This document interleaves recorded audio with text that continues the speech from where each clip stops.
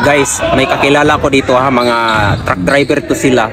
Matagal na to sila dito sa Canada. Interview na to sila, paano sila nakapunta dito sa Canada at magkano ang nagastos nila. Ito idol, anong agency ka nakapasok sa Canada? American agency. Oh. Guys, American agency siya. Tanungin natin, ilang months ka nakapasok sa Canada? Halos 11 months. 11 months guys ha. Tapos, ilan ang nagasto mo sa agency? Siguro aabot ng 60,000. 60,000 guys, so hindi na yun masama, 60,000. Tapos, anong mga requirements?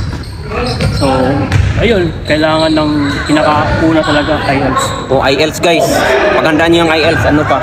Company fuel.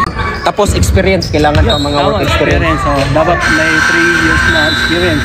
Guys, sa mga truck driver dyan na nangarap papunta Canada, kailangan may 3 years experience kayo, kagaya sa kanya. Minimum na to 3 years. So, 2-3 years, pwede na yun. Okay. Guys, on process na ang PR niya, dito sa Canada, madali ka lang ma-PR kasi legit yung agency niya sa Pinas at saka yung kampanya dito, malaking kampanya dito sa Canada. So, anong i-shoutout mo dyan sa mga trucker na gusto mo punta dito sa Canada? Yan, alam ko na maraming gustong pumunta dito sa Canada, no?